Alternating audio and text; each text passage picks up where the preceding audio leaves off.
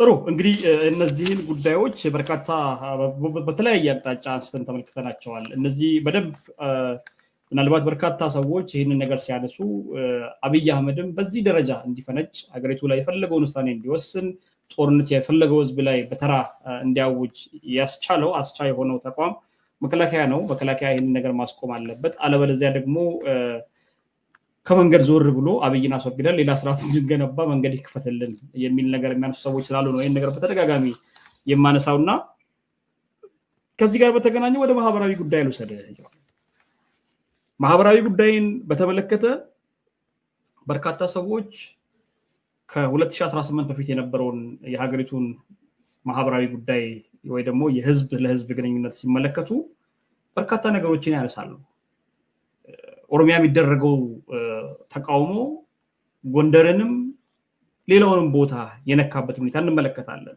ምናልባት በደንብ እንደው ለማስታወስና በዛ ደረጃ እንድትቃኘው የፈለኩት መንገድ ኦሮሚያ ላይ ቄሮ ሲባል አማራ ክልል ፋኖ ተመሰረተ ሲዳማ ጂቶ ተመሰረተ ጉራጌ አካባቢ ወደ ዛርማ የሚባል ተመሰረተ ሌሎቹ እንደዚሁ ሶማሌ ክልልም እንዲህ ተመሰረተ መናበብ ነበር ማለት ህዝቡ ለህዝብ የመናበቡ ጉዳይ ነበር ማህበራዊ መሰረቱም ይሄን ያህል የሚገፋፋ አልነበረም ከ2018 በፊት የነበረው ህዝብ ለህዝብ ይተዛዘን ነበር ያዘን ነበር በተወሰነ ደረጃ ከስርዓቱ ጋር ጥገኛ ሆኖ ያንን ነገር የሚቃወሙ አካላት ቢኖሩ ዛሬ ያለው ማህበራዊ ፖለቲካም ሆነ ማህበራዊ እንትኑ ምን ይመስላል ምንድነው ያንተ ግምገማ ዛሬ ላይ ያለችው ሀገሪቱ ያለችበት ሁኔታ ያ መተባበርም እኮ በመሬት ዝም ብሎ ከመሬት አልወጣም ተወጣው ያልነበረም ተሰርቶበት የመጣ ነው ኢትዮጵያ ውስጥ ሆሪዞንታል የጎንዮሽ ሽኩቻዎች ግፊያዎች ግጭቶች አሉ ወደፊትም ይኖራሉ እነዛን የጎንዮሽ ግጭቶችን አስታክሶ ለጊዜውም ቢሆን አስታክሶ ለጋራ ዓላማ ማሳለፍ የፖለቲካ ስራ የስትራቴጂ ስራ አምባገነኖች ሁሌም የጎንዮሽ ግጭት እንዲኖር የጎንዮሽ ውጥረት እንዲኖር ይፈልጋሉ አንድ ሀገር ውስጥ አየህ ከታች ወደ ላይና የጎንዮሽ አለ ቨርቲካል ሪሌሽንሺፕ እና ሆሪዞንታል ሪሌሽንሺፕ ቨርቲካል ከገዢዎችና ከህዝብ መካከል ያለ ግንኙነት ሁለተኛው ደግሞ በህዝቦች በቡድኖች መካከል ያለ የጎንዮሽ ግንኙነት አለ የጎንዮሽ ሽኩቻ የጎንዮሽ ግጭት ሲኖር መንግስት ላይ ገዢዎች ላይ የሚኖረው ጫና ይቀንሳል ምክንያቱም አቅሙ እዚህ ያባከነ ነው ያመነመነ ነው ያለው ሶ የኢህአዴጎች ይሄንን ያደርጉ ነበር በስፋት ያደርጉት ነበር በማህበረሰቦች መካከል ኦልሞስት አት ሃየር ሌቭል በብሔሮች መካከል ወረድ ብሎ በጎሳ በትንሽ ቡድኖች መካከል ሽኩቻ እንዲኖር ያደርጉ ነበር ኢህአዴግ 2.0 በጣም የተካኑባት ናቸው በጣም የበለጠ ነው ይሉት በተለይ በለውጡ ሰሞን በደንብ የተጠቀሙበት አሁንም እየቀጠሉበት ነው እየሄዱ ያሉት እና በህዝቦች መካከል ሽኩቻ እንዲኖር በህዝቦች መካከል የጎንዮሽ መገፋፋት መኖር ያንድ አባገና እድሜ ከሚያራዝመው ነገር ውስጥ ዋናው እሱ ነው ይሄንን መቋቋም የምትችለው ተታገላለሁ የሚለው ለውጥ ማምጣት ፈልጋለሁ ለህዝብ ለፓርቲኩል ለሆነው ብሔሬ ህዝብም ሆነ ለሀገር ለውጥ አመጣለሁ ብሎ የሚያስበው አይ እነዛ ልዩነቶችን ማፈንም ሳይሆን እነኛን ልዩነቶች አቻችሎ ሽኩቻዎችን አስታግሶ የጋራ ህልም ዲቨሎፕ አድርጎ የጋራ ስትራቴጂ ዲቨሎፕ አድርጎ መሄዱ ነው የሚጠቅመው መልካም ከዚህ ጋር በተገናኘ እንግዲህ አንዳንድ ነገሮችን ማንሳት ግዴታ ይመስለኛል በተለይ ከኦሮሞ ህዝብ ጋር በተገናኘ አንድ ነገሮችን ማንሳት ፈለኩኝ አንድ እንደ ትልቅ አጀንዳ ሆኖ ሰሞኑን ሲደራገብ የነበረውን ነገር እናንሳ እስከ ብልጽግናው ሰልፍም እንመጣለን እዛ መሃል ደግሞ የፖለቲካል ማህበር የሚባሉ በተለይም የፖለቲካል ዲስኮርስ የሚያራምዱ በሚዲያ ደረጃም ያሉ በግለሰብ ደረጃም ያሉ ሰዎች በቡድን ደረጃም ያሉ ሰዎች የሚያነሱትን ሐሳብ እናነሳለን እስኪ እንደመጀመሪያ የሰሞኑን ብርቱካናማ ዶክመንተሪ ይሉታል በርካታ ሰዎች አንዲት ብርቱካን የምትባል ወጣት ዩኒቨርሲቲው ከዚህ ቦታ ነው ብላ ባትገልጽም ከነዚህ አይነት ቦታ ተጠለፍኩ ከዛ በኋላ ተደፈርኩ ከአመት ከ6 ወር በኋላ ተለቀቅኩ ከዛ በኋላ ከነ ልጅ ሚዲያ ተጣልኩ ብላ አሰቃቂ የሆነ ምናልባትም በጣም ለሚሰማ ሰው በጣም አሰቃቂ የሆነ ታሪክን ስትናገር ነበር የነበረው ያ ሁኔታ ተቀይሮ ድራማ ነው ብላ ራሷ በመንግስት ሚዲያ ደግሞ ቀርባ ተገልጸች ከዛ በኋላ በአሸባሪነት ተከሳ እስር ቤት እንደገባች ነው ይወጣ ያሉ መረጃዎች የሚያመላክቱና የሷን ዶክመንተሪ ተከትሎ በርካቶች ይሄ ድርጊት የተፈጸመው ደምቢዶሎ ነው ምናልባት አንተም ደምቢዶሎ ዩኒቨርሲቲ ከታገቱ ተማሪዎች አንዷ ናት ብለ የሆነ ጽሁፍ እንደጻፍክ ትዝ ይለኛል ከዚህ ቀደም የዛኑ አካባቢ ሰሞኑ ማለት ነው ከዛ ጋርም በተገናኘ አጠቃላይ የኦሮሞ ህዝብን እንደ ድርጊቱ አድራጊ ከዛም ደግሞ አንዳንዶች ሻል ሲሉ ከህዝቡ ለጠል አድርገው የኦሮሞ ነጻነት ሰራዊት ላይ አድርገው ያንን በዛ ደረጃ ሲያስኬዱት እንደነበረ ይታወሳልና ያ ትልቅ ውዝግብ ፈጥሮ ነበር ሶሻል ሚዲያ ትልቅ አጀንዳ ሆኖ ነበር የቀረመውና ብልጽግናም ልጅቷን ወደ ሚዲያ አምጥቶ የኦሮሞ ህዝብ ላይ ሲደረግ የነበረው ፕሮፓጋንዳ ተሰበረ የሚል ነገርን ይዞ መጣና ድርጊቱን በአጠቃላይ በድራማ የተሞላው ተደረገና ምንድነው ያንተ መልከታ እዛ ላይ ከዚህ ጋር በተገናኘ በኦሮሞ ህዝብ ላይ የሚደረገው ነገር ብልጽግና ለመጠቀም የሚደረገው ነው የሚሯሯጠው ሹኩቻውና ፖለቲካ ጥቅም ነው ስትመለከት የኦሮሞና የአማራ ማህበረሰብ ሁለቱ ዋና ቡድኖች ናቸው ኢትዮጵያ ሀገር መንግስት ውስጥ ለመቶ ዓመታት የግጭትም የትብብርም የጦርነትም የፍቅርም የትስስርም የመበጣጠስም ታሪክ አላቸው ሁለት ዋና ከመሆናቸው የተነሳ ራይቫል ናቸው ተፎካካሪም ናቸው ፖለቲካ ኃይሎች ከዛም ያሉት ማለት ስለሆነ ፍትጊያ ሎንግ ታይም የነበረ ፍትጊያ ረጅም ድንበር አላቸው ስካተር ናቸው ትልቅ ቁጥር ያለው ኦሮሞ አሁን አማራ ክልል ውስጥ አለ ትልቅ ቁጥር ያለው አማራ ኦሮሚያ ውስጥ ተበታትኖ ይኖራል ታሪካዊ ቡጭቶች ቁስሎች አሉ በቀላሉ ነካክተ ለማጣላት የምትችለው ማህበረሰብ ሁለቱ ኢህአዴጎች ይተቀሙበት ነበር እሳትና ጭድ ይያሉ ተዘካለ እነዚህ ኢህአዴጎች ደግሞ እሱን የቀጠሉት ፕሮባብሊ መጀመሪያ አካባቢ ሸውደዋል ሁለቱም ወገን ከ2019 2021 ድረስ ደረጃ ኦሮሞ በከፍተኛ ደረጃ በዋናነት ይቃወማቸው ስለነበረ የአማራውን ወገን ወደ ራሳቸው ለመያዝ በኦሮሚያ ውስጥ በአማራ ላይ ጥቃት እንዲካሄድ ያ ጥቃት ደግሞ በከፍተኛ ደረጃ ስሜታዊ በሆነ መልኩ እንዲቀርብ ከማንም የበለጠ መንግስት ነበር ስራ ነበር ያኔ ብዙ ለንረዳ እንችላለን አንግራ ብዙ ሰው ተርክቷል ከዚህም ፖይንት ለምሳሌ ደምቢዶሎ ጉዳይ ሰው አልታፈነም ሴቶች አልተደፈሩም እንዳንል ኢትዮጵያ ውስጥ ሀፍረት ነው ዛሬ ኢትዮጵያ ውስጥ የሴቶች ገላ የጦርነት አውድማ ሆኗል ላለፈው 7 አመት that's why so shameful አንዳንዴ እንትን ምናረጋው የሊቷ ታሪክ ሆነትም ሆነ አልሆነ it has become battleground ይሄ ደግሞ በአለም ላይ ስማችን በሱ እየተጠራ ነው ያለው because it happened and it has been happening በሁሉም ጦረኞች ሲፈጸም ያለ የነበረው ሁኔታ አንድ እሱ ምንም ይካዳል ግን ደምቢዶሎ ልጆች ሲታፈኑ immediately ከኔ ነው ያፈናቸው ያለው እኮ የኦሮሚያ ክልላዊ መንግስት ያ ብቻ አይደለም ወደፊት እድሜ ከሰጠና አላህ ካቀየም ወይም ደግሞ ከኛ ቀጥሎ ያለው ትውልድ መርምሮ የሚደርስበት ነው ኦነግ ሊገባ አካባቢ ቡራዩ ላይ ሰዎች እንዲጨፈጨፉ በማድረግ በሚዲያ 24 ሰዓት እያስለቀሱ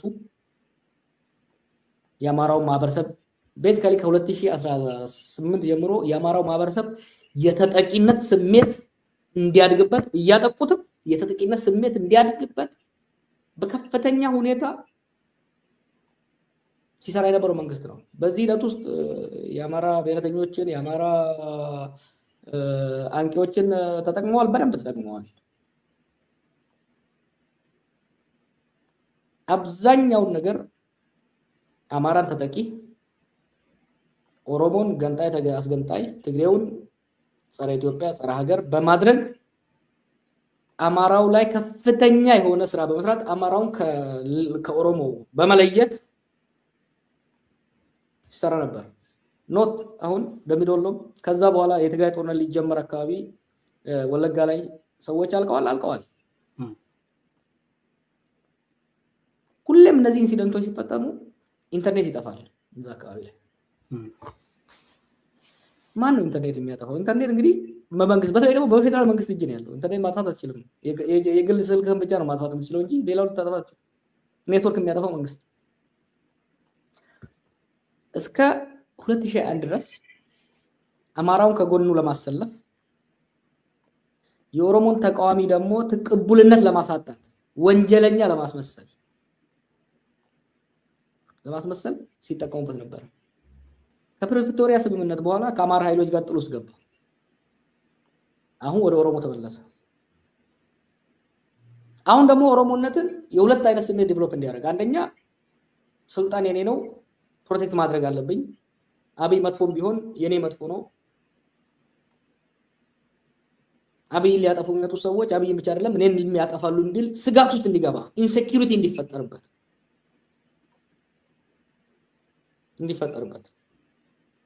ትላንት ፋኖ የሀገር መከታ ነው፣ ፋኖ የሀገር ጀግና ነው ብለው ትግራይ ላይ እንዳላዘመቱትና ደም እንዳላቃቡት ዛሬ ፋኖ የኦሮሞ ጠላት ነው ተብሎ remember ይሄ ፋኖ ያንንም የነበረ ነው፣ የዛሬ ኦሮሞ ነው ያንንም የነበረ ነው። እሺ አሁን የኦሮሞን ለተጠቃ ነው ኢንሴኩሪቲ ውስጥ እንዲገባ ሁለቱም ማህበረሰብ ስሜት ውስጥ እንዲገባ ይፈልጋል። አማራው እንዴ ይሄ መንግስት እኮ እውነትም የኦሮሞ ነው፣ ተመልከቱ ኦሮሞዎቹ እንዴት ይሄ መንግስት ዲፌንድ እንደሚያደርጉ እንዴት ለዚህ መንግስት እንደሚተባበሩ ተመልከቱ። አብይ ብቻ አይደለም ወይ ደግሞ ከሱ ጋር ያሉ ባለስልጣናትና ሴኩሪቲ ሰዎች ብቻ ሳይሆኑ ማህበረሰቡ በሙሉ ነው እኛ ላይ እየዘመተ ያለ የሚል የተጠቂነት ስሜት አማራው ዴቨሎፕ እንዲያደርግ ይፈልጋል። ኦሮሞው መንግስት የኛ ነው ብሎ ይሄ መንግስት ይዤ ራሴን መከላከል ይችላል የሚል ስሜት ውስጥ እንዲገባ ይፈልጋል። በታሪክ ያሉ ቁርሾችና ቀዳዳዎች ውስጥ ሽብልቅ እየከተቱ ያሉ ጠባሳዎችን እየነጓኩ እያቆሰሩ ይሄ ማህበረሰብ ጠላት እንዲሆን ይፈልጋል። ጠላትነት እየተስፋፋ እንዲሄድ ይፈልጋል። የልጅቷ ታሪክ ሲመጣ አንደኛ ኢትዮጵያ ውስጥ ካለው ከተንሰራፋው ጾታዊ ጥቃት አንፃር የደምቢዶሎ ጉዳይንም መንግስት ከመጀመሪያው ጀምሮ ኦርኬስትሬት ሲያደርግ የነበረው ጉዳይ ከመሆኑ የተነሳ አሁንም ለዚህ ጉዳይ ለሆነ ጉዳይ እንዲያመጡ ጠርጥሬ ነበር። ፖሊስ፣ መከላከያ፣ ሚዲያ፣ ትምህርት ሚኒስቴር ሳይቀር ዩኒቨርሲቲ ሳይቀር ተረባርበው አጀንዳ ያደረጉት ግን ልጅቷ ዋሸች ብቻ አይደለም፣ ሚዲያው ያስተት መረጃ አቀረበ ብቻ አይደለም። የአማራ ኃይሎች የኦሮሞ ስም አጎደፉ በሚል ነው በስፋት ያደረጉት። ምናልባት አንዳንድ ቦታ ላይ በአማርኛ ላይ ይችላሉ እንጂ the kind of narrative they want to develop is so disgusting, so dangerous. እኔ እድሜ ልኬን እቺ ሽበት ያወጣው ለኦሮሞ ስታገል የአማራ ልሂቃንን ስታገል ስከራከር ነው የመጣው። ያኔ ኦሮሞ ተገፋ፣ ኦሮሞ ተጠቃ ከሚል አንፃር ዛሬ ግን በኦሮሞ ስም አምባገነኖች ኦሮሞን ስለ ጨቆኑት ነው ተላልተው ዛሬ ግን በኦሮሞ ስም ትናንት ኦሮሞ ላይ ሲደርስ የነበረውን አይነት ሽብር በሌላው ላይ እንዲከፈት የሚደረግ ነገር አደገኛ ነው። መናገር እንደጀመሩ ቢቢሲ ላይ ሲናገር የነበረውን ካስታወስከው one of the reasons why I decided to speak up ቀጥታ ከባለስልጣኖቹ ስሰማ የነበረው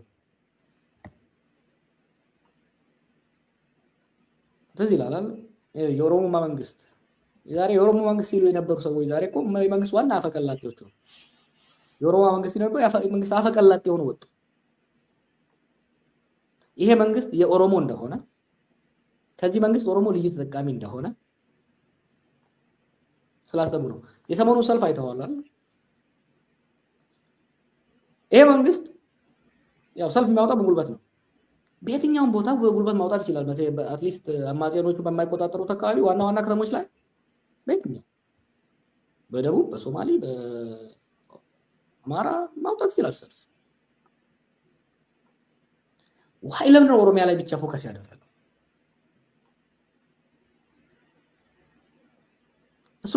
ስሎጋኖቹ አይታል መፈክሮቹ ምን ነበሩ መንግስታችንን እንታደግ ነው አብዛኞቹ መንግስታችንን እንታደግ ብቻ አይደለም it is toxic መንግስታችን ከማን እንታደግ ነው toxic አንዳንድ እኮ በውስጥ ምንናቃቸው ነገሮች አሉ አደገኛ ይሁን ሎክ አይደለም ኦሮሞን ሲጨፈጨፍ የነበረ ከዚህ በፊት የነበሩ መንግስታት የገደሉት የኦሮሞ ቁጥር በዚህ መንግስት ዘመን ከሞተው እኩል አይሆንም ቢደመር ያንተውና ኦሮሞን የሚወድ መሪ እንኳን ቢሆን የኦሮሞ መንግስት ብለህ ሌላ ማህበረሰብ ላይ የሚደረግን አፈና እንዲደግፍ እንዲያጨበጭብለት የሚደረግ ሙከራ አደጋው በጣም መጥፎ ነው ለኦሮሞ ይሄን የምናገረው አሁን ብልጽግናዎች ፋኖ እያሉ እንደሚገፉኝ እንደሚያወሩት አማራን ወድጄ ጠልቼ ምናምን አይደለም ኖ I speak this because ለኦሮሞም ለኢትዮጵያም አደጋ አለው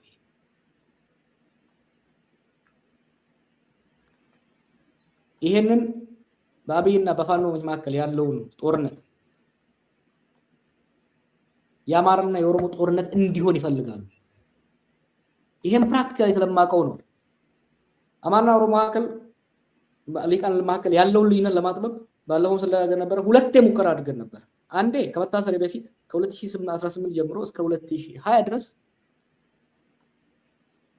ውይይቶች ሲካሄዱ ጣልቃ በመግባት እንዲከሽፍ ያደረገው አብይ ነበር መንግስት ነበር ከስር ከወጣው በኋላ የፋኖ አመጽ ሳይጀመር ከአንድ የውጭ ሀገር ድርጅት ጋር ሆነ በሰላም ሚኒስቴር ወስደን በሰላም ሚኒስቴር አስተባባሪነት እንዲሆን መንግስት እንዳይጠራጠር አሁን አምባሳደር ሆኖ ዲሲ ያለው አቶ ብናልፍ ከዛ ፊት አለሙ ዶክተር ቢቂላ ሌሎች የክልሎች በሙሉ የሚሳተፉ ስብሰባ ተካሄደ መጀመሪያውንም ፍላጎት ያሳላሳየው የኦሮሚያ ብልጽግና የሚባለው ቡድን ነበር to be honest የአማራ ክልል ቫይስ ፕሬዝዳንቱን ጨምሮ ነው የላከው ከኦሮሚያ ግን መጀመሪያ አካባቢ መሳተፍ ነበረባቸው ከዛ at the lowest level አደረጉት ሶስተኛና ሁለተኛ ዙር ላይ ሙሉ በሙሉ እንዲቆም አደረጉ በዚህ ማህበረሰብ መካከል ያለ ፖለቲካ ማህበረሰብ መካከል ያለ ልዩነት እንዲጠባ አይፈለግም እንዲሰፋ ብቻ ነው የሚፈልገው ከ2018 እስከ 2021 ድረስ በኦሮሚያ ውስጥ አማራውን እያስጨፈጨፉ ኦሮሞ ጨፈጨፈ ሲሉት እንዳልነበረ አሁን ደግሞ በፋኖ ስም ኦሮሞን ፊዚካሊ እና ሴንቲሜንታሊ ኦፌንድ እያደረጉ ኦሮሞ በአማራ ተጠቃው አማራው በኦሮሞ ተጠቃው የሚለው ስሜት እንዲያርግ ይፈልጋሉ የኛ ህዝብ መጠንቀቅ ያለበት በተለይ ኦሮሞ መጠንቀቅ ያለበት የመንግስት ሸኔ እንደነበረ መንግስት የራሱ ሸኔ እንደነበረ አሁን ለሁሉም ግልጽ ሆኗል ዛሬ መንግስታዊ ፋኖ እንዳለ ተረጥራለሁ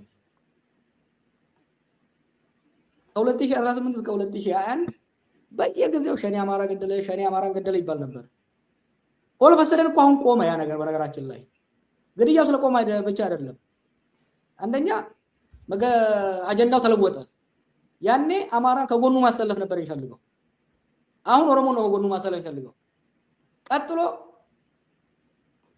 ፋኖ ሰው ገደለ ፋኖ ኦሮሞን ገደለ የሚለው እየጨመረ ነው የሚሄደው ሎክ የአማራና ኦሮሞ ልዩነቶች አሉ ይኖራሉ ወደፊት የምንከራከርባቸው ናቸው ግን የህዝብ የትም ሄድ ተናግሮ የሚሄድ ህዝብ አይደለም we share the longest border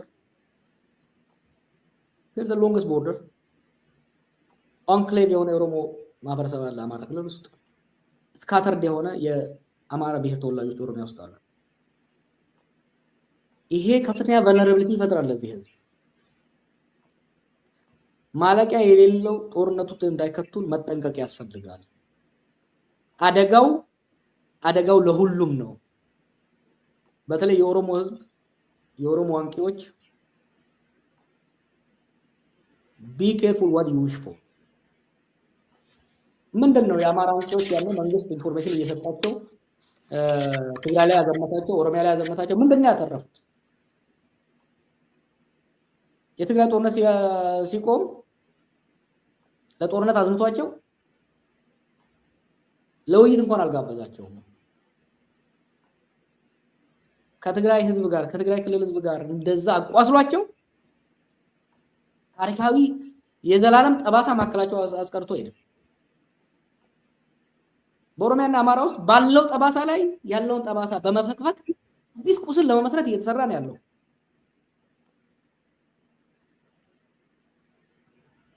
so very important መጠንቀቅ ያስፈልጋል በጣም ጥሩ ይሄንን በዚህ ደረጃ ከተመለከትን ብልጽግና በዚህ ደረጃ ሁለቱን ህዝቦች ለማለያየትና አጀንዳ ፈጥሮ በዛ ደረጃ እየሄደ ነው ብለን እናስብና በዛ ደረጃ የሚገለጹ በእውንም የሚታዩ ነገሮችን አስተን የምንወያይበት ከሆነና በዚህም ላይ ያንተን ተግዛዝ በዚህ ደረጃ ካሰማህ አይቀር አንድ ነገር ላንሳ የኦህዴድ ብልጽግና መንግስት የሚል ፕሮፓጋንዳ በግልጽ በሚዲያዎች በተደጋጋሚ ይነገራል የኦህዴድ ብልጽግና መንግስት ይሄ ትርክት አሁን በተለይም አማርኛ ተናጋሪና አማርኛ አካባቢ ላይ አማርኛ የሚናገሩ ሰዎች አካባቢ የተለመደ ንግግር ሆኗል የምር ብልጽግና የኦህዴድ ብልጽግና ነው የሚባለው ወይንስ ብልጽግና የማን መንግስት ነው የኦህዴድ ብልጽግና መንግስት የሚለው ትርክትስ ግቡ ምንድነው አሁን አንተ ባነሳሃቸው ጉዳዮች ላይ ለብልጽግናስ ምን አይነት ማገደው ነው ሊሆን የሚችለው ይሄ ንግግር ለዛ ነው ከሁለቱም ማህበረሰብ ያሉ አንቂዎች መጠንቀቅ አለባቸው የምለው ሌሎችም ቢሆን ይሄ ማን ይጠቅማል ኦህዴድ ወይ ደግሞ ብልጽግና አንደኛ የኦሮሞ መንግስት የሚለውን ነው አንድ መንግስት የኦሮሞ መንግስት ነው የሚባለው ወይም ደግሞ የአንድ ብሔረሰብ መንግስት የአማራ መንግስት ነው ወይም ደግሞ ኩኩዩ መንግስት ነው የምትለው መንግስት ላይ ያሉ ሳይሎች በህዝብ በዛ ህዝብ ፈቃድና ምርጫ ስልጣን ከወጡ በኋላ ደግሞ የዛን ህዝብ ጥቅምና መብት ካስከበሩ አሁን ስልጣን ላይ ያሉት ሰዎች ከኦሮሞ የተወለዱ መሆናቸው አብይ ከኦሮሞ ወለዱ አይደለም እንከደው ግን ኦሮሚያ ውስጥ ምርጫ ራሱ ሌላ ክልል ላይ የተደረገው ያህል ምርጫ አልነበረ ኦሮሚያ ውስጥ አንድ ኦሮሚያ ውስጥ እኮ ያለው ሲኦል የትም ክልል የለም አሁን እኮ ነው አማራ እየደረሰ ያለው for 5 years ኦሮሚያ has been hell on earth ኦሮሚያ ውስጥ የሚደረገው በደል እኮ ለመናገር ይቀፋል so ይሄ ስርዓት የኦህዴድ ስርዓት መሆኑን የኦህዴድ ብልጽግና ስርዓት መሆኑን እንዲሆን የሚፈልገው ከማንም በላይ አብይ ኖት ጅማ ባለፈው ሲሄድ አባሯቸው ጥሏቸው የነበሩ የኦህዴድ ሰዎችን አባራቸውን አራክፎ ሰብስቦ ፎቶ አብራቸው ተነሳ because he really wants this to happen he wants ይሄ የኦሮሞ መንግስት ነው የሚባለው ነገር ኦሮሞም የኔ ነው ብሎ እንዲወስደው አማራውም ሌላው ብሔረሰብም ይሄ የኦሮሞ መንግስት ነው ብሎ አንድ ባለጌ ልጅ ወሰደው አንድ ባለጌ ልጅ የሆነ ቤት ላይ የሆነ ቤተሰብ ላይ ድንጋይ ወርውሮ ሮጦ የራሱ ቤተሰብ ቢመጣ እሱ ነው ድንጋይ ወርውሮ ያ ቤተሰብ ደግሞ ብድግ አድርጎ ያን ድንጋይ እሱ የተደበቀበት ቤተሰብ ውስጥ ድንጋይ ቢወረውር ቤተሰቡ ተጣላ የሚያዋጣው ድንጋይ ወረወረው ባለጌው ልጅ መሆኑን በማወቅ ያ ባለጌው ልጅ ተጋልጦ ከቤተሰቡ ጋር ተባብሮ ማጋለጥ ወይ ደግሞ እስኪነጠል ጠብቆ በሳማ መለብለቡ እንጂ ቤተሰቡን ሙሉ መንካት ያ ቤተሰብ ጂግ እንዲወጣለት እድል መስጠት ነው። ሶ ይሄ በዛ አይነት የሚያደርጉ የአማራ እንቂዎችም ሆኑ ሌሎች አብይን ነው እየተከሙ ያሉት። የሀገር መፍረስን የህዝብ መከራን እንዲራዘም ነው እድል እየሰጡ ያሉት። እሱን መጠንቀቁ አስፈላጊ ነው። የበረራች የአማራ ብቻ አይደለም። they want horizontal conflict at every level። በሶማሌና በኦሮሞ መካከል ለረጅም ጊዜ ሰላም ነበር ከ2018 ጀምሮ። በቅርቡ ቀስቅሰው ተረባርበን ነው ትንሽ ከሶማሌ ወገን ያሉት አንቂዎችም አመራሮችም የተሻሉ ስለሆኑ ነገሮች የረገበው። they want በምስራቅም የኦሮሞና ሶማሌ ግጭት እንዲፈጠር ይፈልጋሉ። ኢንተርኔት ሰሞኑን ፌስቡክ ምናምን ሳይ ነበር አልፎ አልፎ በደቡብ በብሔሮች መካከልም ሽኩቻው እንዲፈጠር ይፈልጋሉ። they want to keep people busy። ይሄ ምን ያደርጋል? ሰው አይኑን ከዋናው የሀገሩ ችግር ከጦርነቱ ከኑሮ ውድነቱ ከመፈናቀሉ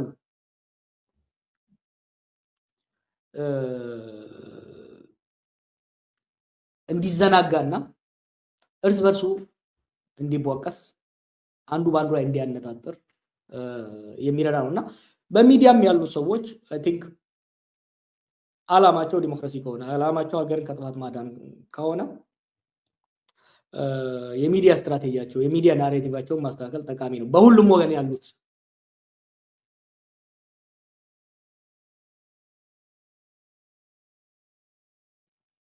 I can't hear you። አይሰማኝም። ኦኬ ይቅርታ። ከዚህ ጋር በተገናኘ እንግዲህ አንዳንድ ነገሮችን ማንሳት ያለብን ይመስለኛል። አንድ ሁለት ጠንካራ ጉዳዮችን ወደ ኋላ ያስቀረን ነው። በተጨማሪ ግን አንድ ለተመልካቾቻችን መግለጽ የምፈልገው ነገር አለ። በስልክ ውይይት እናደርጋለን ብለን ነበር መግለጫ የለጠፍ ነው።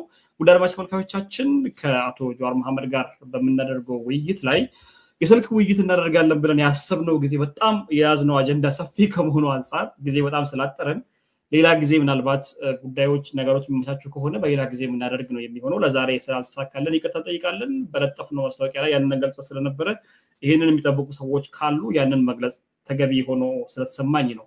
በሌላ ጊዜ ይሄንን ውይይት ማድረግ የምንችል ከሆነ ምናልባት ጊዜ አይተንና ጉዳዮችን ርዕሶችን መርጠን የምንሄድበት ነው የሚሆነው።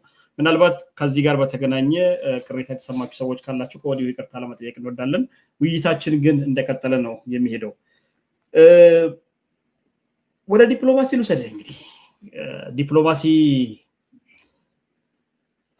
ቅድመ አብይና ከአብይ በኋላ ሀገሪቱ ያለችበት የዲፕሎማሲ ስታንዳርድ ምን ይመስላል? ከዛ በርካታ ነገሮችን አነሳለሁ። እንደው ያንተን ግምገማና እይታ አስቀምጥልንና ከዛ ጠንከር ያሉ ነገሮችን እናነሳለን።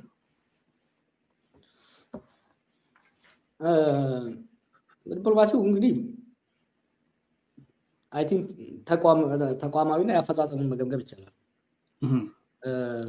አንዱ ስትራይክ ያደረገኝ ገና ሀገር ቤት እንደተመለስኩ ብዙ የውጭ ግንኙነቶችን በውጭ ጉዳይ ሚኒስቴር ሳይሆን በጠቅላይ ሚኒስትር ቢሮ ነበር የሚካሄዱት እና ዋይ ሰው የውጭ ጉዳይ ሚኒስትሩ የማይሆነ ከሆነ የተሻለ ብቃት ያለው ሰው ማስቀመጥ እንጂ የውጭ ጉዳይ ስራን በሙሉ አንተ የምትሰራው ከሆነ ተቋሙን ያዳክማል የሚል ነው። ያ ተቋም ተመልሶ ውጭ ጉዳይ ሚኒስቴር እስካሁን ተመልሶ አቅሙን መገንባት አልቻለም። በአመት ይጠራሉ። ሲጠሩ የውጭ ጉዳይ ፖሊሲ የለም በነገራችን ላይ there is no written policy, there is no foreign policy። ግልጽ አይደለም። ኢትዮጵያ በሶማሊያ ላይ የምትከተለው፣ በኤርትራ ላይ የምትከተለው፣ በሚድል ኢስት የምትከተለው፣ በአሜሪካ ላይ በሌላ ያላት የዓለም ግምገማ ራሱ የለም። nothing guiding። ከዋሻው አምባሳደሮቹ እንዲያርሙኝ ማጸናለሁ። there is no policy። አምባሳደሮቹ ይላካሉ። በየሳምንቱ በየጊዜው በሚመጣ አጀንዳ ብቻ ይሰጣቸዋል ከዛ ውጪ they have nothing to do አንዳንዴ ከኢንተርኔት ነው የሚሰሙት አንድ ልንገር ለምሳሌ የሶማሊያ አንዱ ስምምነት ሲታወጅ ኤምባሲዎቹ ያውቁም ነበር I don't think even ውጭ ጉዳይ ሚኒስቴሩ የሚያውቅ አይመስለኝም ሀገራት እንግዲህ ኢሚዲየትሊ በሀገራቸው ያለውን ኤምባሲ ነው የሚጠይቅ ይሄ በጣም ትልቅ ኢንተርናሽናል ራሚፊኬሽን ያለው ጉዳይ ነበር አምባሳደሮቹ እዚያ ነው አይዲያ አልሰሙም መልስ መስጠት ራሱ አይችሉም ነበር ሶ አንደኛ የፖሊሲ የለም የፖሊሲ አቅጣጫ እኮ ካለ ከዛ ፖሊሲ በመንደርደር ወቅታዊ ኢንፎርሜሽን እንኳን ባይኖረው አንድ አምባሳደር ወይም አንድ ዲፕሎማት ከዛ ፖሊሲ አቅጣጫ በመንደርደር በመላመት መልስ መስጠት ይችላል የለም ሌላው ዲፕሎማሲ የገዳው የአብይ ግላዊ ግንኙነት ከአመራሮች ጋር በጣም የተሻከረ ነው there is no single regional leader አሁን አፍሪካ ውስጥ ካሉት በተለይ ኢስት አፍሪካ ካሉት ከኛ ጋር ቁርኝት ካላቸው ውስጥ በግል ከአብይ ጋር ያልተኮራረፈ አንድም አመመሪ አይቻላከም they are all bitter ሁሉንም ወይ ሰርቧቸዋል ወይ አስቆርፏቸዋል ወይ ዋሽቷቸዋል እንዳልኩ at least ጠቅላይ ሚኒስትር ወይ ፕሬዝዳንት አንድ መሪ ካስከፋ ውጭ ጉዳይ ሚኒስቴር ሄዶ ያንን የተከፋውን ስሙዝ እንዳያረግ የውጭ ጉዳይ ሚኒስትሪ ቢባል የለም ሶ የፐርሰናል ሪሌሽንሺፑ ዲፕሎማሲውን ጎርቶ የፖሊሲ አንደኛ የፖሊሲ አለመኖር ሁለተኛ የግለሰባዊ ግንኙነቱ በጣም ሻክሯል ምናልባት በአለም ላይ አንድ መሪ ካለ ከአብይ ጋር እስካሁን ግንኙነቱን የቀጠለ ኤምቢዚ ብቻ ነው የኤሚሬቱ ብቻ ነው ከሌሎቹ ጋር በግል ምዕራብ ካሉት ውስጥ ብዙዎቹን ዋሽቷቸው ነው in international diplomacy በመሪዎች መካከል ያለው አማኔታ credibility ወሰነ ብዙዎቹን ዋሽቷቸዋል አስከፍቷቸዋል ከዚህ የተነሳ ያለው የዲፕሎማሲያዊ ግንኙነት ሻሁ ከዚህ የዚህ ውጤት ምንድነው ብለን ነው በትግራይ ጦርነት ጊዜ እኔ አማጺ አንድ መንግስት በዲፕሎማሲ የዛን ያህል ዶሚኔት አድርጎ ባለም ላይ ይቻላል ኮምፕሊትሊ ዶሚኔት በዌስትም በኢስትም በሁሉም ዶሚኔት ነው የተደረገው የሶማሊ ላንድ ግንኙነት በውስጥ እንኳን ፕሮፐር ኮንሰልቴሽን ሳይደረግ የውጭ ፓርትነሮች ጋር እንመዝግየት ሳይደረግ ተገባበት ምናልባት ባለፉት ከዛዛ ጦርነት ካለቀ ወዲህ አሜሪካና ቻይናና ራሽያ የተስማሙበት አንድ ነገር ካለ የኢትዮጵያ መንግስት በማውገዝ ነው በሶማሊላንድ ጉዳይ ራይቫል የሆኑት ራሽያና አሜሪካ ቻይናና ምክንያቱም የቴሪቶሪያል ኢንቲግሪቲ የድንበር ህልውና የኮሎኒያል አግሪመንቱ ጉዳይ ሁሉን ሀገር የሚነካካ ነው ቻይና ታይዋን ጉዳይ አለባት አሜሪካ የራሷ ከራሽያ ጋር ከክራይሚያ ጋር የምትሄድበት አለ ራሽያ ብዙ ችግሮች ስላሉ እነዚህን ሳይወያዩ ኢቨን ለሶማሊላንድ ትንሽ ሶፍት ስፖት የነበራቸው እንግሊዞቹ ራስ the way he went is so bizarre so undiplomatic ኢትዮጵያ እርቃኗን ቀረች የኢትዮጵያ ዜጎች የባህር በር ላይ ከፍተኛ ድጋፍ አለ ምንም ጥያቄ የለም ይፈልጋል ኢትዮጵያ መናገር አቃተን because it was so bizarre የተደረገበት ከዛስ በአንድ አመት ውስጥ ቀለበሰው ጫናው አልተቻቻለም እጅ ሰጠ ሲንቅና ሲያጣጥለው የነበረውን ሐሰን ሼክን እጁን ጨብጦ ያንን ስምምነት ለመሰረዝ ተገደደ እንደ ስኬትም ነው የሚቆርጡት በነገራችን ላይ ብልጽግና ሰዎች እሱ ነገር የቱርክ ስምምነት እንደዚህ ስኬት የሚሆነው የቱርክ ስምምነት እኮ ኢትዮጵያ በሶማሊያ ድንበር ያሉት አንደኛ ሶማሊያን ሪኮግናይዝ አታረግም ነው ምንም ትርቆ ዲፕሎማቲክ ቋንቋ ስለሆነ ነው እንጂ ሶማሊያ በዓለም አቀፍ ህግ መሰረት ወደብ በሊዝም ይሁን በኪራይ ትሰጣለች ነው። ሶማሊያ እምቢ ብላ አታውቅም። ይሄንን ኤርትራም እምቢ ብላ አታውቅም። ሱዳንም እምቢ ብላ አታውቅም። በነገራችን ላይ የወደብ ጉዳይ እንደዚህ ግሎ ፕሮፓጋንዳ የሚደረግበት ኢትዮጵያ እኮ መለመን አለባት ወደብ ለማግኘት። we are the biggest market ትልቅ ህዝብ አለን፣ ትልቅ ኮንሱመር ህዝብ አለን፣ ትልቅ ፕሮዲዩሰር ህዝብ አለን። ብዙ ዕቃ እናስገባለን፣ ብዙ ዕቃ ልካለን። ስለዚህ ኬንያ በላሙ ትለምናለች፣ ሱዳን ትለምናለች። ኤቭሪባዲ የወደብ ለኛ ችግር የፈጠረው የሴኩሪቲ ጉዳይ አደረግነው፣ የኢኮኖሚ ጉዳይ መሆኑ ቀረና የሎያላዊነትና የፖለቲሳይዝ አደረግነው፣ ሴኩሪታይዝ አደረግነው። ሶማሊያ እኮ ወደቧን ለጦር እንጂ ለንግድ መጠቀም ይፈልግ ማን አለ? ግን የወደብ ጉዳይ ሴኩሪታይዝ ስናደርገው ታሪካዊ ጠባሳዎችን እንቆሰቁሳለን፣ ፉክክር ውስጥ እንገባለን፣ የነዛ ሀገር ብሔረተኝነት እንዲቀሰቀስ እናደርጋለን። ያ ነው ችግር። ምን ጅቡቲ ታጁራን ተጠቀሙ እያለች ነው። አያም ሹር ኤርትራኖቹ የሴኩሪቲ ጉዳይ ካልሆነ መጠቀም ላይ ችግር የለባቸው።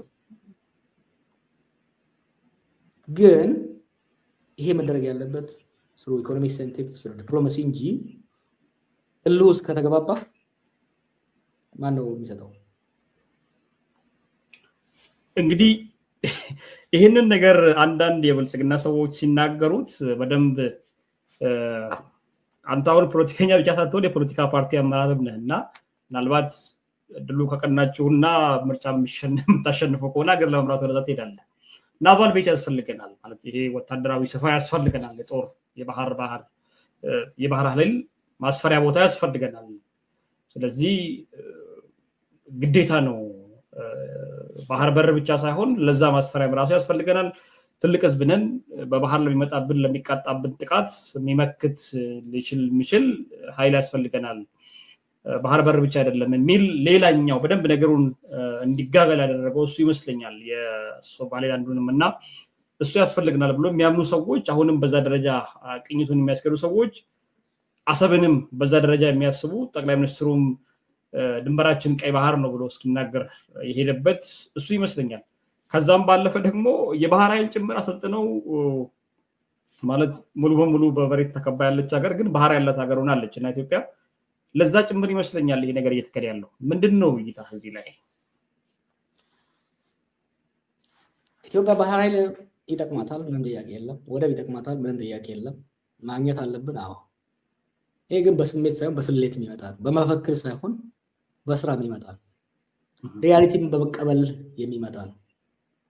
ኦኬ። ከሶማሊያም ከኤርትራም ጋር ረጅም ታሪክ አለን። አብዛኛው የጦርነት ታሪክ። አካሄዳችን የትላንትን ቁስል የሚፈቀፍቅ መሆን የለበትም ነው። የመንግስት ደጋፊዎች አንድ ነገር ራሳቸው ይጠይቁ። ምን ነበረ ስምምነቱ ከፈርማጆ ጋር? ፈርማጆና አብይ ሸሪክ ሆነው ባሉበት ጊዜ የወደብ ጉዳይ አጀንዳ ሆኖ ወደ ፍጻሜ ለምን አልሄደም? ከኢሳያስ ጋር ሸሪክ በነበሩበት ጊዜ ለምን አጀንዳ አልሆነም? ለምን ለድርድር አልቀረበም? ጥያቄ አቅርቧል። የኤርትራዎቹ የሶማሌዎቹ መልስ ምን ነበር? what was it? is it really አሁን የወደብ ጉዳይ የተነሳው በወደብ ምክንያት ነው ወይስ ዳይቨርት ከዶሜስቲክ ኢሹ የህዝቡን ስሜትና አመለካከት ወደ ውጪ ዳይቨርት ለማድረግ ነው? እንደኔ አመለካከት የወደብ ጥያቄ የሚመለሰው ዲፕሎማቲክ ነው። ኢትዮጵያ ኔቪ መኖር፣ ኢትዮጵያ ባህር ኃይል መኖር ለኤርትራና ለሶማሌ ስጋት በማይሆን አካሄድ ነው። ለጅቡቲ ስጋት በማይሆን መሄድ አለበት። ምክንያቱም እነዚህ ሀገሮች ተጠቃሚ በሚያደርግ መልኩ የነዚህ ሀገራት አመራሮችና የፖለቲካ ልሂቃን በሚጻረር በሚያስፈራራ ሳይሆን በሚያስማማ ዋስትና በሚሰጥ መልኩ ነው መሆን ያለበት። ያን ካላደረክማ ወደ ፉክክር ጋር we have been there እኮ ለምን ነው ሰው እንደ አዲስ ነገር የሚያወራው? ከኤርትራ ጋር ከ1960 ከ1950 ሌት 50s ጀምሮ ደም አፋሳሽ ጦርነት ሲካሄድ ነበር። ዋናው የዛ ጦርነት አካል እኮ የባህር ኃይል ላለማጣት የሚደረግ ጦርነት ነበር። ለምን ነው ሰው እንትን የሚለው? we lost that war ሰስቴን ማድረግ አልቻልንም። በደርግ ጊዜ ያ ሁሉ ጦርነት እያለም ወደብ እያለን ኢኮኖሚያችን አላደገም። ባህር ኃይል የምንፈልገው ኢቭን የባህር ኃይል የምንፈልገው የሜሪታይም የባህር ላይ የንግድ እንቅስቃሴያችንን ፕሮቴክት ለማድረግ ነው፣ ለማስፋት ነው። አልቲሜትሊ የኢኮኖሚ ጥያቄ ነው። ሶ በደርግ ጊዜ ያ ሁሉ ጦርነት ሲካሄድ አሰብን ምጽዋን ይዘን ኢኮኖሚያችን ቀጨጨ። ተመልሰን አሁን ናብይ እንደሚሉት ምንድነው what's the plan? ኤርትራን መውጋት እንፈልጋለን አሉ። ለስቴ ያቅም አለ፣ ሁሉ ነገር አለ። ለስቴ ዓላማው ወደብ ነው። እሺ ሄድን ነው። ይሄን ማድረግ የሚቻለው ወይ የመንግስት ለውጥ ኤርትራ ላይ በማምጣት ነው ወይ አሰብን ቆርጦ በመውሰድ። ኤርትራ ላይ ሄደህ ለመንግስት ለውጥ አድርገህ በጉልበት ልትጠቀልላት ነው?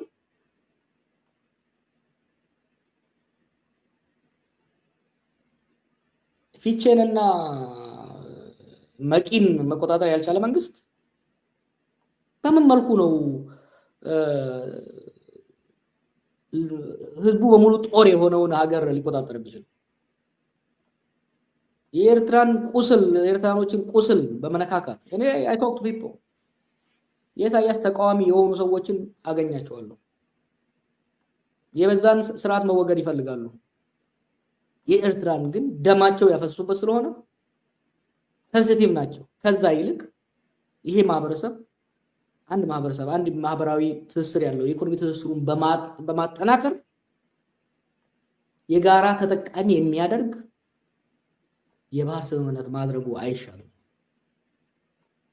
ስርዓቱን ከጣልክም ጣጣው የምትገባው እዛ የሚሆን ነገር ስርዓቱ በእኝነት ነው የሚመጣው። ሁለተኛ የአሰብን ብትቆርጥስ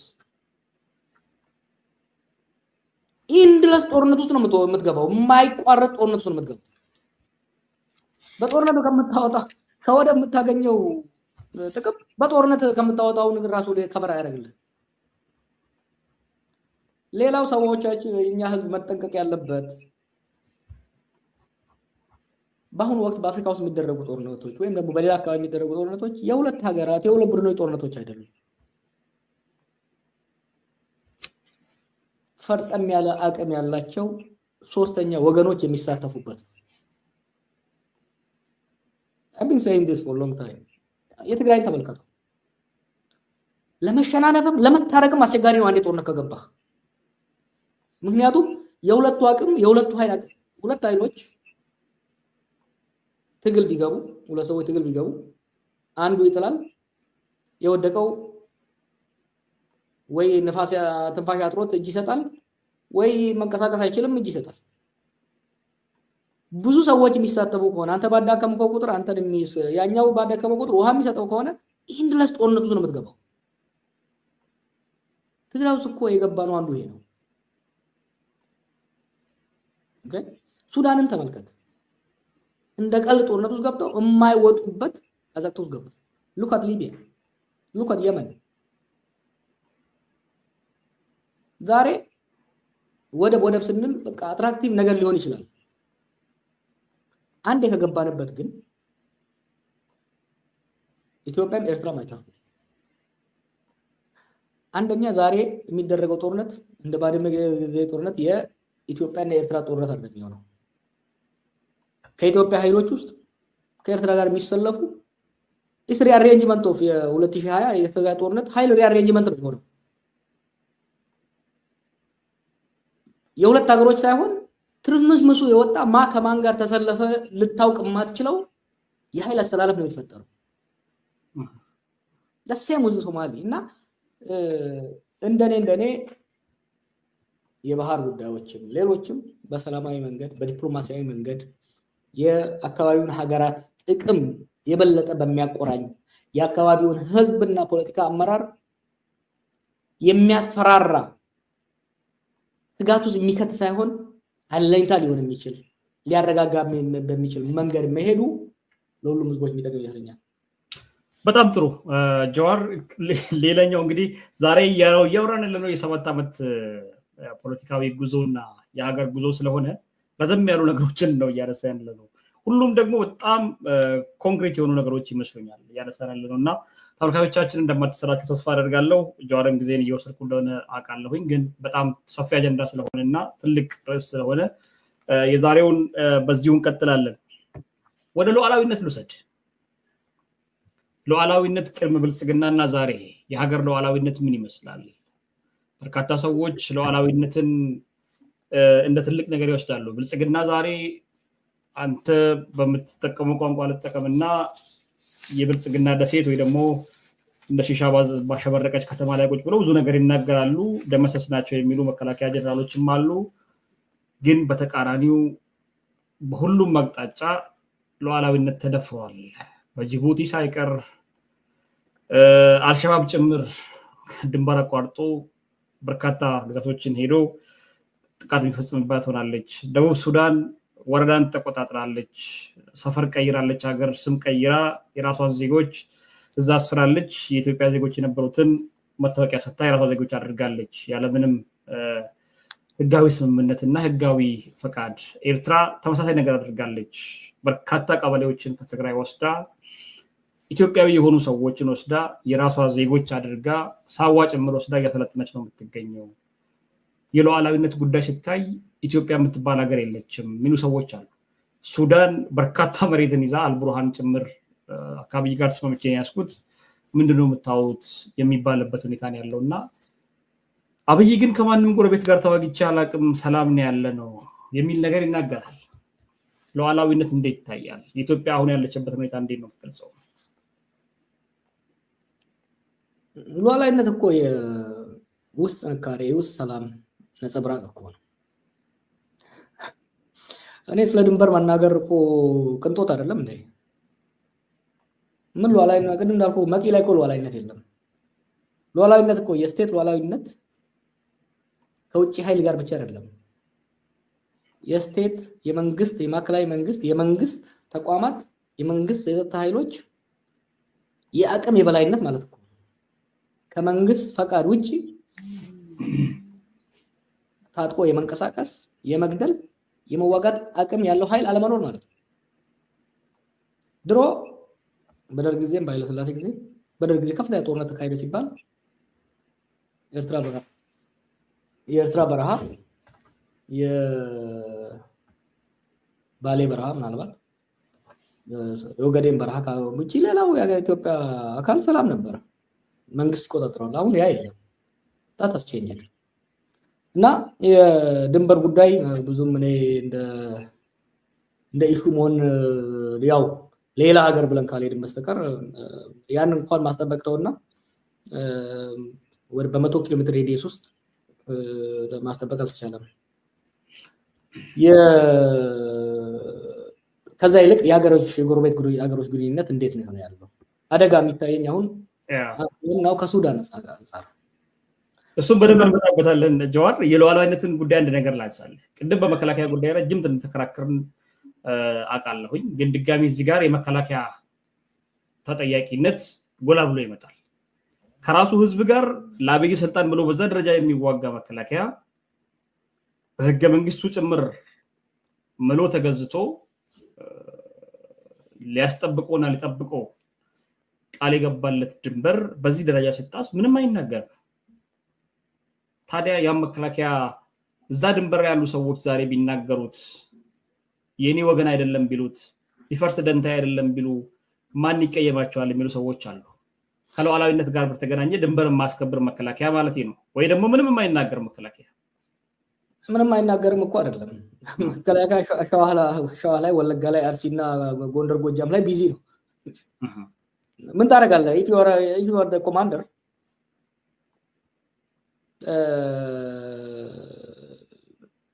መሃሉ ዳር ሆኗል እኮ ሀገር ውስጥ so we have to be fair to the soldiers እንዴ የመዋጋት ስራ ብቻ አይደለም የማስተዳደር ስራ የሲቪል ስራ እርዳታ የማከፋፈል ስራ መዳበሪያ የማከፋፈል ስራ ቤዚክ ስራውን እየሰራ ያለው ወታደሩ ስለዚህ ኢትዮጵያ የምትተዳደረው በመከላከያ ማለት እንችላለን አሁን ወታደራዊ ነው የምትተዳደረው ማለት ወታደሩ ሀገር እያስተዳደረ ያለው ካድሬውማ ዘረፋ ላይ ብቻ እኮ ነው ያለው ዝኖት አሊ እንኳ አብይ ራሱ ብሎ ወጥቶ ሲናገር የነበር አይደለም እኔ ዛሬ አመትና ከዛ በፊት በተለይ ደግሞ ኦሮሚያ አማራ ገቨርን እያደረገ ያለው ትግራይንም ቢሆን በቲዲኤፍ ስም ገቨርን እያደረገ ያለው ሰው እኮ ወታደሩ ነው ከኢህአዴግ ውስጥ የተረፈው ወታደሮች የፖለቲካል ክላሱ በላተኛ ብቻ ሆኗል በኦሮሚያና በአማራ ውስጥ እኮ የወረዳ አስተዳዳሪዎች መከላከያ ካምፕ እኮ ነው የሚያድሩት ፊዚካሊ ትራንስፖርት ከወረዳ ወረዳ በመከላከያ ሄሊኮፕተር ነው የሚሄዱት መከላከያ ቢዚ የሆነው ድንበር እንዳይጠብቅ እነዚህን ካድሬዎች አጅቦ ከቦታ ወደ ቦታ የማሻገር ስራ ላይ ቢዚ ስለሆነ ነው ሶ ሪሌቲቭሊ ከሱዳን ሳውት ሱዳን ድንበር ከፍተኛ ጥቃት ያለው ምዕራብ ሸዋ ላይ ነው ሶ ስቴቱ ባታል የሆነ የስቴት ተቋማቱ ተዳከሙ ስራ በዛባቸው እያልኩ ያለው እኮ ከዚህ አንፃር በጣም ጥሩ እንግዲህ መከላከያውንም ራሱን ይፈትሽበትን ሌላ አጀንዳ ነው ላነሳ የፈለኩት ወደ ቀጠናው ሀገራት ልውሰድ ጀዋር ቀጠናው ሀገራት 6 ሀገራትን እናንሳ ኬንያንም በተለይም ከኢትዮጵያ ጋር በድንበር የሚጋሩ ሀገራትን እናንሳ ኢትዮጵያ ከነዚህ ሀገራት ጋር ያላት ግንኙነት ምንድነው ቅድም ባነሳው ለመንገድ ሁሉም ምናልባት ሱዳን ሳውት ሱዳን ኬንያ እንዲሁም ኤርትሪያ ቀጥታ ከኢትዮጵያ ጋር ድንበር ዘለል ጦርነት አድርገዋል አብይ አግዞ ወይ ደግሞ ከአብይ ጋር ተጠቃዋሚ ወይ ደግሞ ምን ሙሉ በማይታወቅ ሁኔታ ከኢትዮጵያ ድንበር ያሉት ሌሎች ሀገራት ደግሞ ሌላ ጦርነት ውስጥ ናቸው ያሉት ሶማሊያ እንደምናውቃት ናት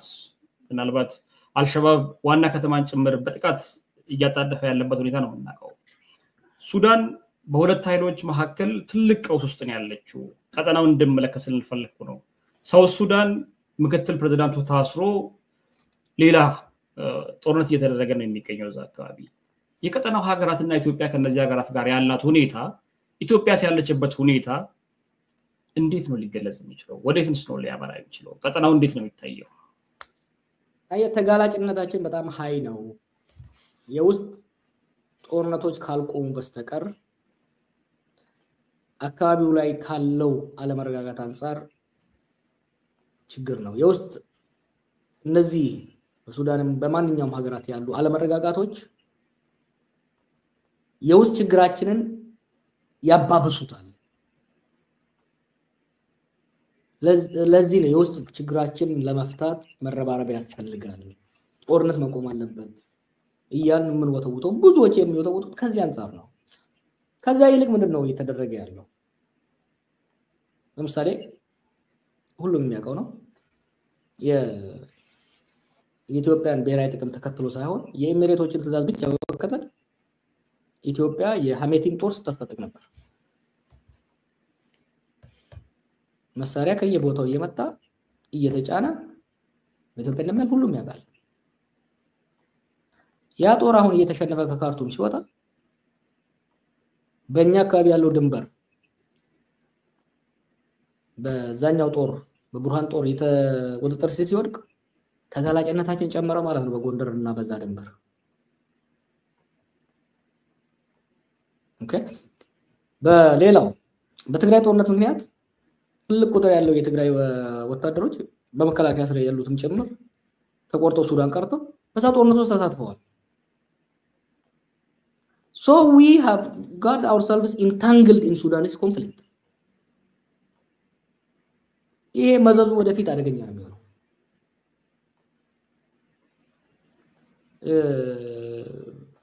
ከቅድም እንዳልኩ ደግሞ ከሌሎች ሀገራት አመራሮች ጋር ያለው ቁርሾና ግለሰባዊ ሽኩቻ የኢትዮጵያ ጸጥታና ደህንነት የሚያጎድፍ ነገር የሚጎዳ ነገር ሲመጣ ባይደግፉም ራሱ ምን አገባኝ ወደሚሉበት ደረጃ ላይ የገቡበት ነው ያለው እና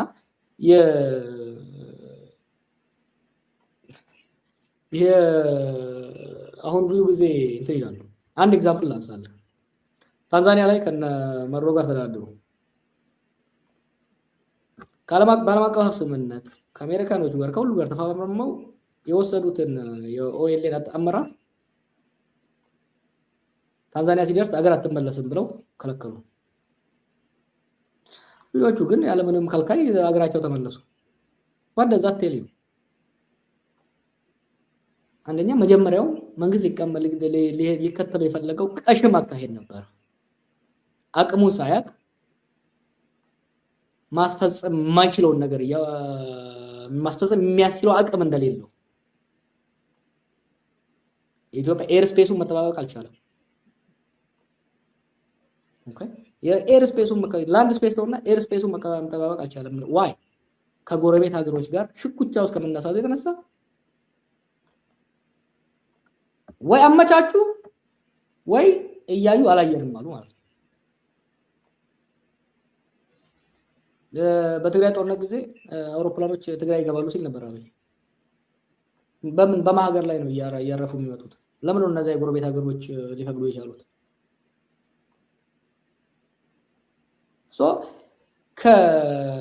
የተወሳሰበ ነው የሀገር ውስጥ የጸጥታ ሁኔታና ከጎረቤት ጋር ያለን ግንኙነት አንዱ አንዱን ያባባሰ የሀገር ውስጥ ጦርነቱ አቅምን ሲያመናምን የተዳከመን ማንም አይፈራም ጎረቤት እኮ የጎረቤት ሀገር አንተን የሚደግፍህ ወይ ፈርቶህ ነው ወይ ይጠቅመኛል ብሎ ስላሰበ በርስ ጦርነት የተመራመረን መንግስት አይፈራውም ጥቅመ ቢስ ብሎ ነው የሚያስበው ስለዚህ ከአማጺ ኃይል ጋር ቢተባበር የሚገርም አይደለም that's why I say stop dancing ይሄ ጦርነት ኤርትራ ጋር ከሶማሊያ ጋር የሚደረግ የሚባል አይነት የማይሆን ነገር ልንወጣው የማንችለው ነገር ምናልባት ኃይል አለን ድሮን አለን ምናምን አንድ ሄደን በአንድ ቀን እንጨርሰዋለን ምናምን this kind of stuff doesn't work አሁን ዓለም ካለችበት በተለያየኛ አካባቢ ካለበት ከኛ ከውስጥ እውነታ አንፃር የኢትዮጵያ ነምበር 1 አጀንዳ መሆን ያለበት ጦርነት አይደለም መሆን ያለበት ትልቁ አጀንዳ ሰላም ነው ያሉ ጦርነቶች እንዲቆሙ በአማራ በኦሮሚያ ጦርነቶች እንዲቆሙ በትግራይ ጦርነት እንዳይቀሰቀስ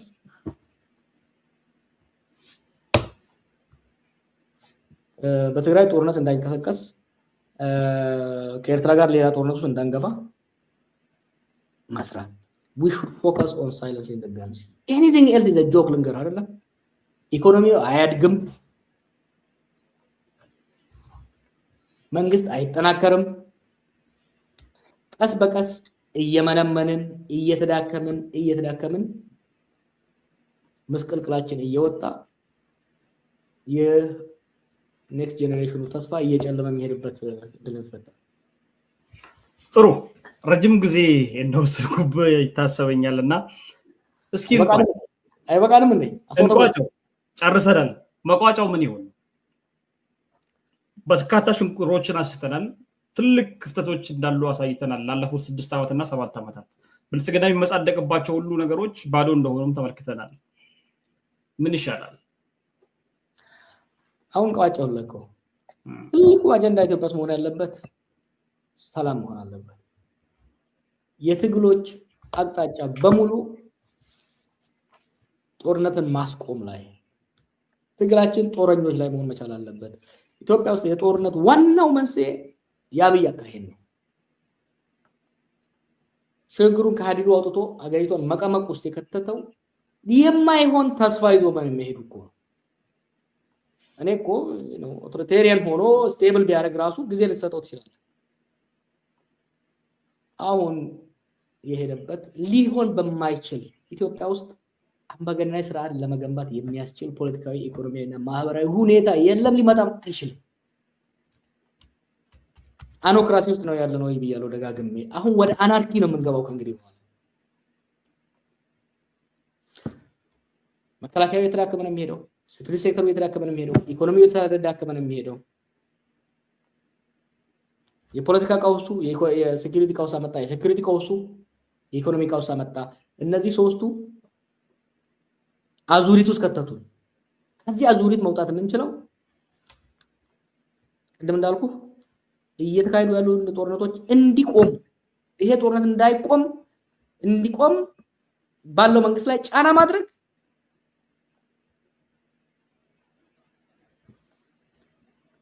ጦርነት መቆጠል የሚፈልግ አመራር ካለ ማስወገድ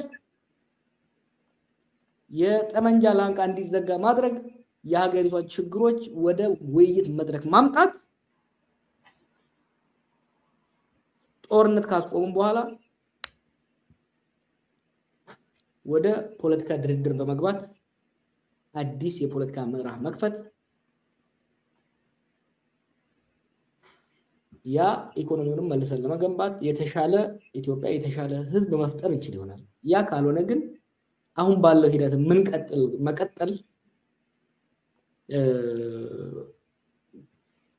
ተስፋን እያጨለመን የሚሄደው ቅድም ካነሳው አንፃር በተለይ ደግሞ ለህዝባችን ለብሔራችን ሁሉ ለሀገራችን እንታገላለን የሚሉ ኃይሎች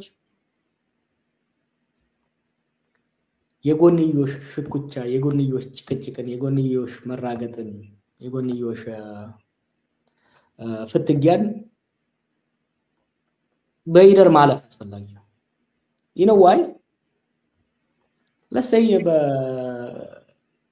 በትግራይና በአማራ ማከል ወይ ደግሞ በወላይታና በሲዳማ ማከል ሽኩቻ የድንበር የታሪክ የምናምን አለን በል አሁን ባለው ስርዓት ሊፈታልህ የሚችል እንዲፈታልህ የሚፈቅድ ቢፈልግም የሚችል ስርዓት አካሄድ አስተዳደር አገዛዝ የለም እንዲባባስ የሚፈልግ ብቻ ነው እነዚህ የማህበረሰብ አንቂዎችና አመራሮች እነዚህን የጎንዮሽ አጀንዳዎችን ማውለብለብ የሀገሪቷን ችግር ከማባባስና የሌቦችና የዘራፊዎችን እድሜ ከማራዘም ውጪ የህዝብ መጋራ ከማባባስ ውጪ ምንም ያመጡ ነገር የለምና ፎከስ ማድረግ ያለብን ሰላም ለማስፈን የሰላም ጋሬጣ የሆኑትን በተለይ ደግሞ በአገዛዝ ላይ ያሉት ሰዎች ጫና ማድረግ ላይ ማነጣጠሩ ተገቢ ነው ብያስባለሁ መልካም ጀዋር እንግዲህ የዛሬው ውይይታችንን በዚህ እንቋጫለን ለነበረን ጊዜ በጣም ከልብ አመሰግናለሁ እኔም አመሰግናለሁ